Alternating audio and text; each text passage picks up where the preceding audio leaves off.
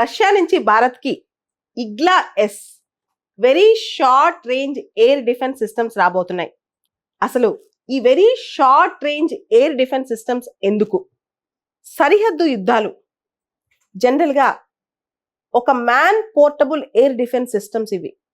అంటే పెద్ద పెద్ద మిసైల్స్, పెద్ద పెద్ద డిఫెన్స్ సిస్టమ్స్ అన్ని పక్కన పెడితే శత్రు దేశాల నుంచి వచ్చే హెలికాప్టర్స్, మిసైల్స్ ఏవైతే సరిహద్దు దేశాల్లో చాలా కింద నుంచి వెళ్తుంటాయో వాటిని మనిషి షోల్డర్ మీద పెట్టుకుని, సోల్జర్ షోల్డర్ మీద పెట్టుకుని దాన్ని ఆపే శక్తి అనమాట ఇది. అదే very short range air defence systems.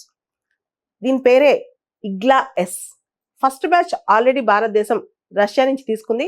Second batch ఈ Igla S air defence systems భారతదేశానికి రాబోతున్నాయి. Very short air defence systems అన్నమాట. అంటే ఒక సోల్జర్ ఒక చిన్న లాంచరు ఆ సిస్టమ్ని క్యారీ చేసుకుంటూ వెళ్తాడు. వెళ్ళిన తర్వాత దగ్గరలో చాలా భూమి కింద దగ్గరలో ఉన్న ఏదైనా సరే లో ఫ్లయింగ్ హెలికాప్టర్స్ కావచ్చు, ఫైటర్ జెట్స్ కావచ్చు, డ్రోన్స్ కావచ్చు, క్రూయిజ్ మిసైల్స్ కావచ్చు, వాటిని ఈ ఎయిర్ డిఫెన్స్ సిస్టమ్ ద్వారా ఎదుర్కొంటాడనమాట. ఇదేం ఎంత బాగుంది. ఇంతకుముందు మనం గమనిస్తే అమెరికాది ఒకటి ఉండేది స్టింగర్ మిసైల్స్ అని చెప్పి. అమెరికా 1980s 1990sలో రష్యాని ఎదుర్కోవడానికి ముఖ్యంగా ఆఫ్ఘనిస్తాన్లో ఉన్న ముజాహిద్దీన్ గ్రూప్స్కి స్టింగర్ మిసైల్స్ ఇచ్చింది. అదేవిధంగా పాకిస్తాన్ కార్గిల్ వార్ టైంలో ఈ స్టింగర్ మిసైల్స్ని వాడింది. సో ఇగ్లా ఎస్ అనేది కూడా ఇది అడ్వాన్స్డ్ వర్షన్ కాస్త అంతే. ఇది దాదాపు 6 కిలోమీటర్స్ రేంజ్ వరకు పనికొస్తుంది అనమాట.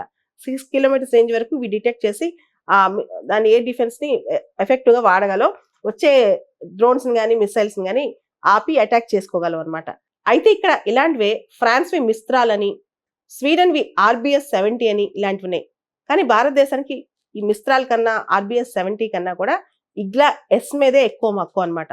ఈ ఇగ్లా ఎస్ లేదా very short range air defence systems ఏవైతే ఉన్నాయో ఇవి లాస్ట్ లైన్ ఆఫ్ డిఫెన్స్ అనమాట. ఇంకా ఒక ఆర్మీ పర్సన్, ఒక సోల్జర్ కింద వార్లో ఉన్నప్పుడు తను ప్రొటెక్ట్ చేసుకోవడానికి కానీ, ఆ ప్రాంతాన్ని ప్రొటెక్ట్ చేసుకోవడానికి కానీ లాస్ట్ లైన్ ఆఫ్ డిఫెన్స్ అని కూడా చెప్పొచ్చు అనమాట.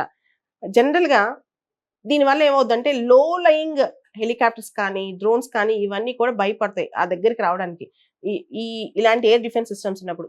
కాబట్టి అవి కొంచెం పైకి వెళ్తాయి. పైకి వెళ్ళినప్పుడు రాడార్స్ వాటిని డిటెక్ట్ చేస్తాయి అనమాట. సో కాబట్టి ఎప్పుడైనా సరే శత్రు దేశాల నుంచి వచ్చే లో లయింగ్ మిసైల్స్ కానీ, డ్రోన్స్ కానీ, హెలికాప్టర్స్ కానీ ఈ ఇగ్లా ఎస్ ద్వారా మనం ఎదుర్కోవచ్చు. ఈ very short range air defence systems ని షార్ట్ కట్ లో VSHORADS అంటాం. VSHORADS. రష్యా ఉక్రెయిన్ యుద్ధంలో అమెరికన్ స్టింగర్, అమెరికాకి చెందిన స్టింగర్ అని చెప్పి ఈ very short range air defence systems Ukraine చాలా ఉపయోగపడ్డాయి.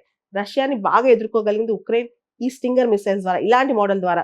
సో ఇలాంటివే రష్యా దగ్గర ఉన్న మోడల్ ఇగ్లా ఎస్ అనమాట. నవంబర్ 2023లో మన tri services army, navy, air force vice చీఫ్లు ఎమర్జెన్సీ ప్రొక్యూర్మెంట్ కోసం ఆర్డర్ ఇచ్చారు, కాంట్రాక్ట్ ఇచ్చారు రష్యాకి. సో రష్యా ఫస్ట్ బ్యాచ్ని ఏప్రిల్లో డెలివర్ చేసింది. సెకండ్ బ్యాచ్ని జూన్లో డెలివర్ చేయబోతోంది ఇగ్లా ఎస్ సెకండ్ బ్యాచ్ని. ఈ ఇగ్లా ఎస్ ఎయిర్ డిఫెన్స్ సిస్టంలో Adani systems and technologies limited సంబంధించిన కొన్ని కాంపోనెంట్స్ కూడా వాడుతున్నారు. ఇగ్లా ఎస్ ఇప్పుడు కొనేదానికంటే ఓల్డర్ వర్షన్ ఒకటి ఉంది, అదే ఇగ్లా IM అనమాట. ఇది కూడా భారతదేశానికి ఉంది. కానీ ఇగ్లా IM అనేది చాలా ప్రిమిటివ్ వర్షన్. ఇగ్లా ఎస్ అనేది 6 కిలోమీటర్స్ వరకు మనం కనిపెట్టవచ్చు అనమాట. ఇగ్లా ఎస్ అనేది ఇగ్లా IM కన్నా చాలా అడ్వాన్స్డ్ వర్షన్. ఇగ్లా ఎస్ కి ఇంటర్సెప్షన్ రేంజ్ దాదాపు 6 కిలోమీటర్స్ వరకు ఉంటుంది. ఇగ్లా IM కి అంత ఇంటర్సెప్షన్ రేంజ్ ఉండదు అనమాట. యాక్చువల్లీ ఇగ్లా ఎస్ కానీ, ఇగ్లా IM కానీ ఇవన్నీ man portable very short range air defence systems. Man portable అంటే ఒక మనిషి క్యారీ చేసే అంత very short range air defence systems అనమాట.